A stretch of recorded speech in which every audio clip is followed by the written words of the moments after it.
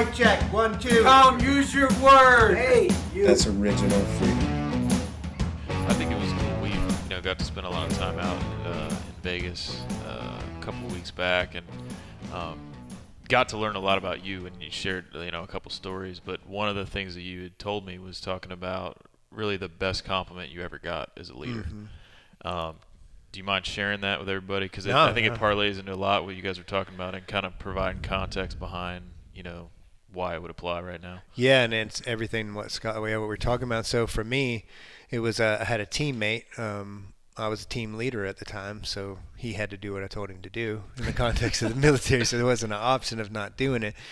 But and for me, it was the pinnacle of my professional career. DFO team leader, last deployment. Unbeknownst to me, that was my last deployment. But all of that piece going on, and we're setting in after a bunch of missions, just hanging out, and this buddy of mine, he was, he's like, you know what, man? He's like, hey, man, you freaking drive me crazy. He's like, you never give me all the information. Or us, he said. You never give us all the information. You make us carry too much shit. And I would follow you anywhere. Like that was especially coming from this particular individual that does not give out compliments maybe ever, that I had seen. And for just me and him, maybe a couple of teammates were in there. I don't really remember because I was just like so blown away from what he just said. But for me, it was like, okay, you know what I mean. So that right there was like, okay, I was just operating on my principles as a leader, you know what I mean, and doing what I thought was right and just getting after it, hoping that was the case, but not relying on people to. Tom, you're a great leader, like all that appreciative crap, and but to get that compliment, I mean, that was for me everything. It was like, whew, and if you could, okay. What are some of the things that like he's referencing as far as like the shit you make us do? Because that too at the time was kind of like a rarity, right? Team to team. Yeah, so I was really big on. I was ate up with my job description, and then extra, especially, so I was using all the screwed up qualities about me, not screwed up qualities, but having TBI, having PTS going on, I was converting all that hate and anger that I had into productivity, which was finding targets. So I was heavily on the intel side and then on the interrogation side, like all this different stuff, right? So I was pretty good strategy guy, and so I would have all this information that I'd pieced together to give us missions, and then it could have been days, could have been weeks. I was putting all this stuff together, and I had it all in my head, and I knew what needed to get done, and I knew the information that they needed, and most of the stuff that we did was time sensitive, so I would give them just enough information that I knew that they needed to get it done. And it would be like, so on that aspect, like, hey, you don't give us all the information. Mm-hmm. So I would just give them enough to get it done, but they trusted me. But it didn't stop them from driving them crazy, obviously. You know what I mean? But that was the aspect on that. And then make them carry too much shit. It was true. Like, so every statement that he said was true. So too much stuff is like, we'd be doing, maybe a 4-mile walk, into hitting a target. Hey, it's a 4-mile walk.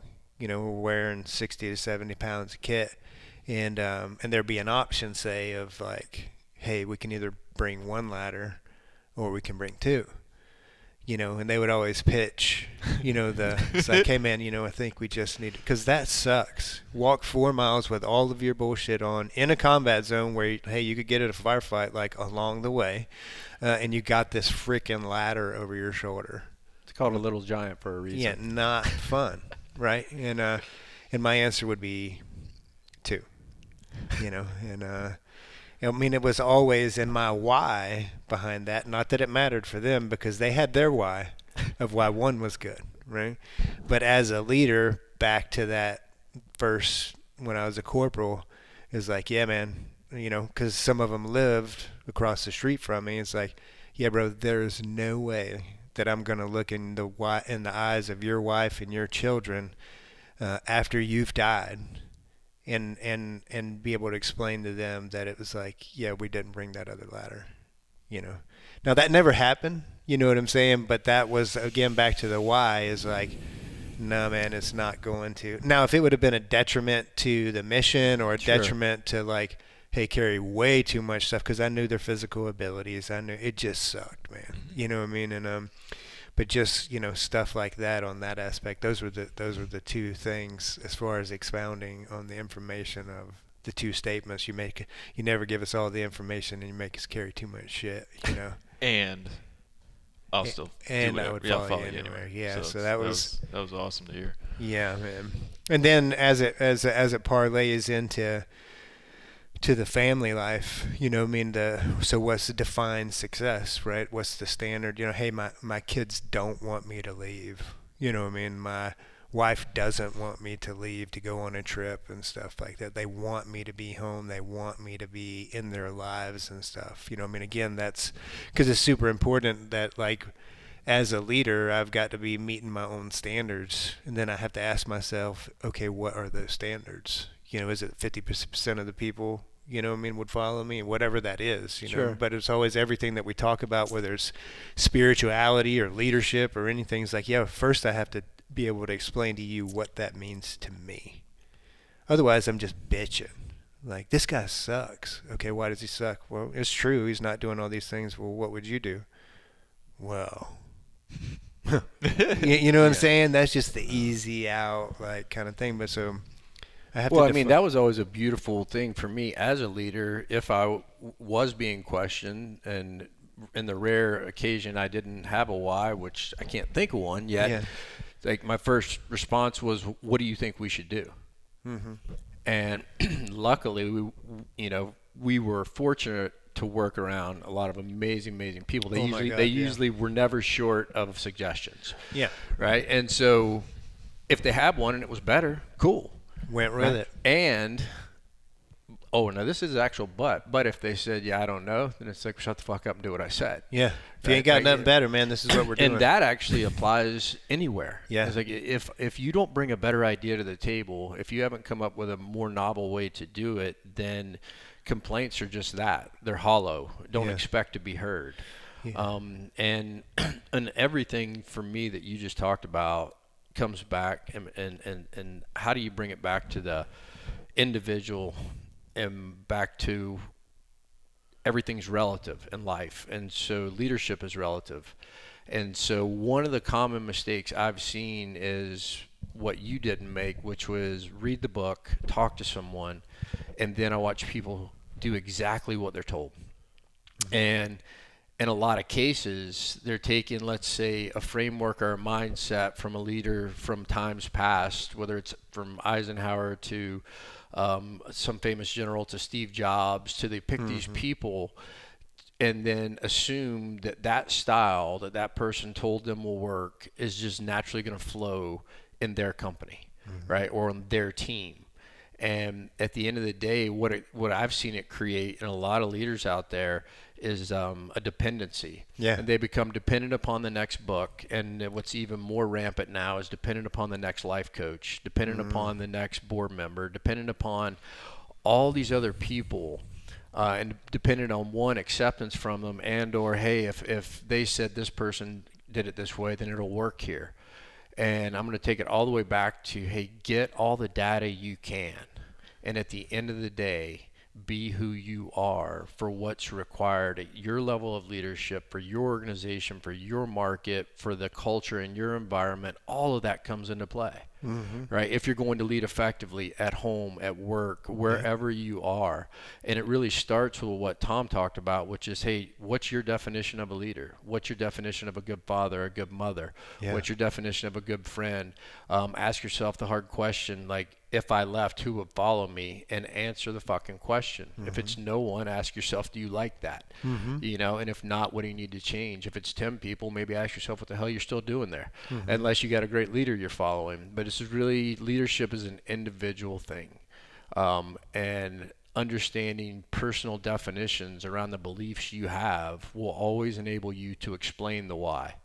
And I know for me, as long as I'm able to explain the why around a decision I made, and it can never be because, well, I had a talk with Nate and he gave me this advice, or I read a book and it said we should do this. Yeah, because your point on it being a dependency model, what that means is if I follow it directly and it works, then I give them the credit. Yeah. You know what I mean? And if it doesn't work, then I can blame them. Sure. So again, it's back to that dependency, almost a victim model, of instead of taking the information and owning it and moving out. One of the things I definitely wanted to slip into this podcast was my perception now, obviously being much different than it was 10 years ago, 20 years ago, even 5 years ago. Yet through my experience, and I know I can speak for you on this, our experience as leaders, one of the key ingredients is emotional vulnerability. And I've seen this as being the key missing ingredient in the majority of the leaders, the absolute majority of the leaders I've had in my life across the board to date. And the reason is to Tom's point, to care. He said he wanted to make sure that his leader knew his family's name, what's going on in his life, what motivates him, what drives him, what's important to him, so on and so forth. And the other word I would use is humanization, right? Humanize. Yep. Humanize yourself as a leader. If you can humanize yourself as a leader, you bring this point of connection to those you lead. Yeah. And Tom, you hit on this. People put humans on pedestals with absolute disregard for the fact that it's a human they're talking about, who is flawed, who's scared, who has problems at home, who has a childhood that they've never told anybody about, that has all these things. And one of the things I remind people of whenever I'm out there is telling my own story, and it's the same thing that you do, is you've always told your story. Yeah. And we never did it with the intent of gaining anything. It was because it was important. It was important because we knew other people have walked through the same paths, and in doing and sharing a story, right? It's like we could be described as a lot of different things. Yeah. Ex-vets have PTSD, TBI, we're alcoholics, I've been divorced, all these things that could be used as labels. Once I share with people my story around alcoholism, my story around PTSD, my story around divorce, my story around messing up as a dad and getting it right, all these things. And it's interesting that the majority of people in positions of authority believe that emotional vulnerability and transparency at the personal level is a weakness. Yeah.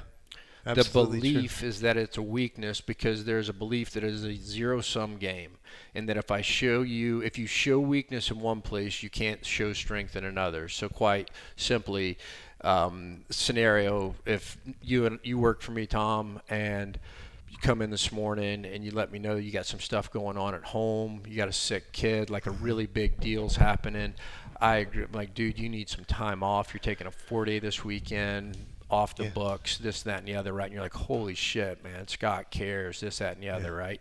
We get it all taken care of. And then that afternoon, we have a big presentation that I know you've supposed to have been prepping for a month, and you blow it out of the water. Like, I'm going to walk you outside after that and sit down and give you a pretty good ass chewing, so to speak, around what just happened. And I use that scenario because what most leaders fear is that because I was nice to you this morning, it means that I can't bring consequence to you professionally over here. Right. And that's what we have done for years. Have friends work for us, work for friends. Our entire career said here, working for friends is hard. It's a bullshit statement. Yeah, absolutely. It's hard if you don't set up expectations, boundaries, understand what you're doing as a leader, what needs to be done, and how things will move forward based on expectations, commitments, and fucking integrity. Yeah. Right, period. Because God knows I work twice as hard for my friends, and I expected my friends I leveraged the shit out of that. Oh, yeah. Right? Absolutely. And they also knew that they were going to be taken care of. And I also knew that I was going to be taken care of, right, to your piece. So that's, hugely important. Professionalism. What we call professionalism, meaning that, hey, I can separate, being a friend and then still holding you accountable for good and bad. We get a consequence. The consequence, not accountable. And that was the big thing, because what ends up happening, even in the context of the military, is this good old boy or good old gal shit, you know what I mean? Yeah. And where it's like, Oh, happens hey, in I every let it corporation. slide. Let that. We all know that goes on. But if there's one thing, I knew he was going to get that. yeah, that there's a couple of things, that, but it just erodes everything is favoritism. You know what I mean? Like, hey, you show favoritism. Because, again, back to a leader is human. And I'm just speaking for myself. There's some people on my team, let's say, that I really enjoy being with because our personality is aligned and, that kind of what that. Then there's other people on my team that maybe I don't really like that much. And respect. And respect. I mean, but let's say everybody's doing their job. You know what I mean? So if I were to give the person that I like a pass over the person that I didn't like when they made a mistake, because everybody makes mistakes, that erodes everything I am as a leader. For me, I mean, there's a bunch of things, but if I had to pick one thing, and we never thought of asking this question, it's like, hey, we brought up, hey, what's the one thing that makes a good one? It's like, hey, what's the one thing that takes all that work away? And for me, and what I've seen in myself and in corporations and everything is favoritism. As soon as I show a person favoritism, it erodes everything else. You know what I mean? Because then it becomes a good old boy club. And I think I can tie easily the lack of emotional vulnerability into that, because I'm showing you would be showing favoritism because you lack the moral courage to make yourself vulnerable in a moment to feel the pain of like, hey, no, you're getting hammered on this. Yeah, man. You're my buddy, and you're getting and it hammered hurts on me. it. You know what I And mean? it Back to the sucks. kids, this hurts me worse than you. It hurts you. You don't even. Yeah, whether you say it or not, it happens. It's like what people do out there is they avoid that momentary pain, and yet the suffering that comes afterwards is going to happen because people know. It's always hilarious to me. It's like no one's going to know, especially out here, man. This is social media. Everything spreads at the speed of freaking boom, Snapchat. So everyone's going to know, and the favoritism piece is absolutely a way to bring toxicity into any organization, any culture, any culture. Absolutely, because everyone knows, and you can recover from it, right? You just got to do the right thing. Yeah. So favoritism, absolutely horrible. If you're unable to be emotionally vulnerable, and the old saying goes, "Never mistake my kindness for a weakness." Right? Because me being kind here, me being empathetic here, does not mean that I'm going to be weak. Let you slide. Whenever it's time to do what I am here to do. And that's the other thing about leadership I've seen is like everyone is waiting for you to do your job. Everyone is waiting for you to do the one thing that only you can do.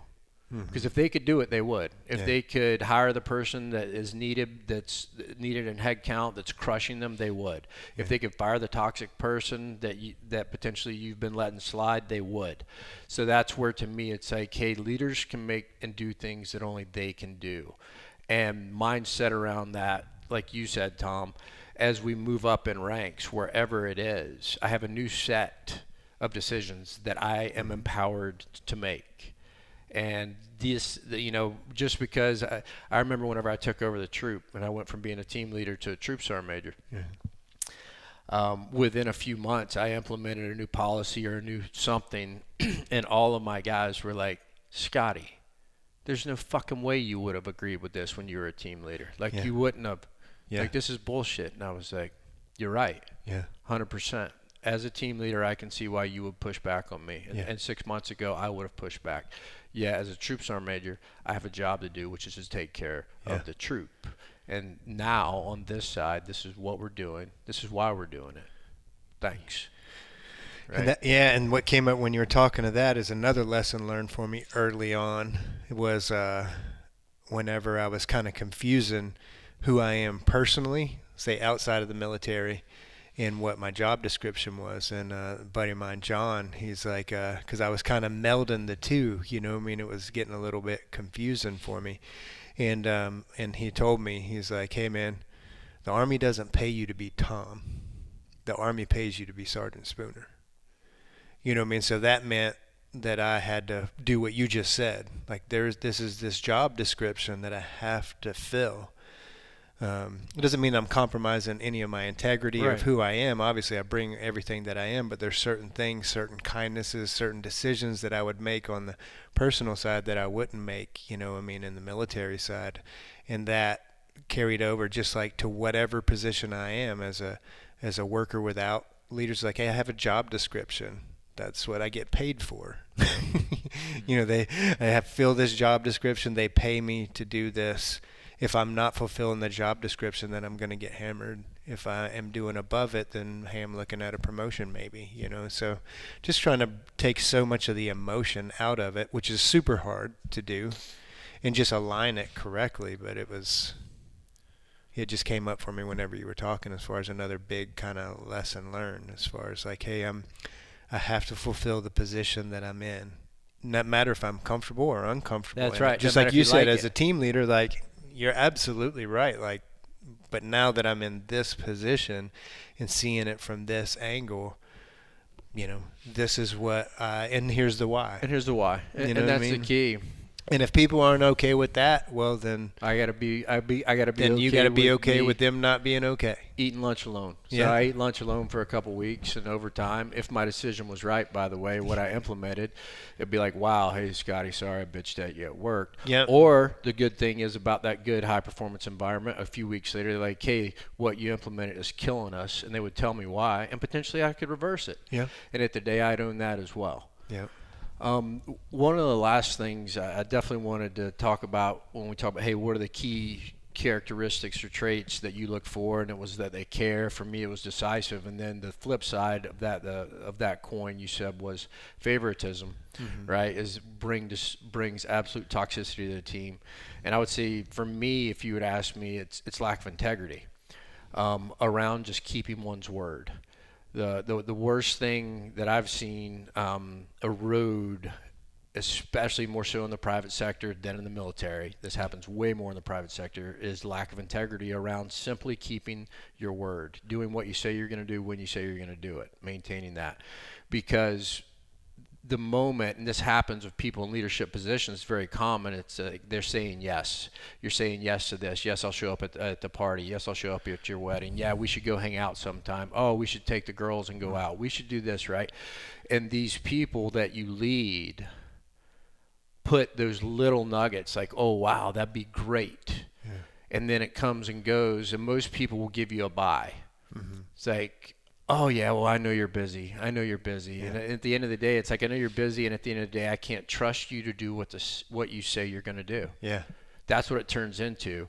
And if you lack in, level of trust affects everything, Yeah. right? Covey's son wrote the book Speed of Trust, which I'll give him credit here in that he said when trust is high, speed of decisions are fast, costs are down, profits are up. Yeah. Trust is low, speed of decisions is slow, costs are up, profits are down. Yeah. So that level of trust found in the organization isn't directly correlates to the level of integrity found in the leadership and the leaders within it, right? And their ability to follow through on what they say they're going to do on the big things and the little thing. It's the little things that actually end up eroding things away to the point of now you've done this, you've skipped out on lunch with me 3 times, you told me we were going to set a call, you told me you're going to come to my kid's birthday, my wedding, whatever. And at the end of the day, now whenever you talk, I hear want. And generally speaking, I'm not going to come tell you that, because I don't have the courage, because at the end of the day, potentially you like to fucking intimidate. Right. Because you have insecurities and whatnot. So it's just, the root of it all is lack of integrity. And it's not always just about keeping one's word. And I was taught this it's about honoring one's word. It's that if I can't do what I said I was going to do, I come to you immediately. And right? clean it up. And I let you know I can't follow through. What can I do to clean up the mess?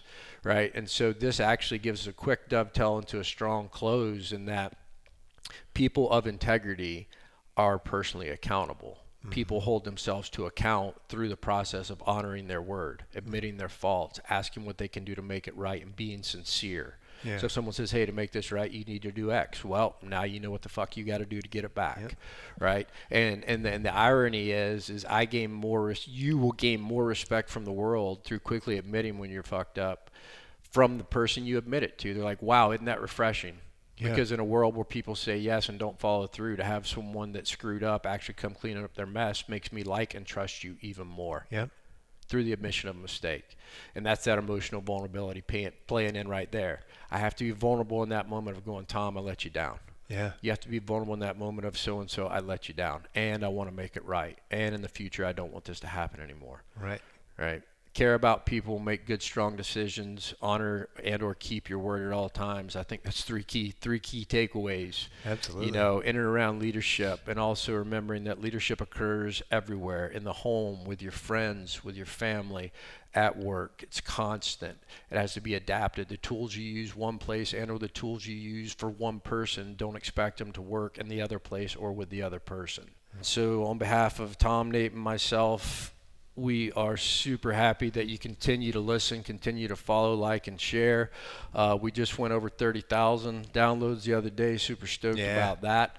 Always remembering the intent of this show is to facilitate the creation of more powerful humans through sharing experience-based wisdom that comes from these three dudes right here. We don't have anything to sell. We just got beliefs to share. Hopefully you picked up something today that's worthwhile. If so, talk about it, tell them about it, and we look forward to seeing you on the next episode.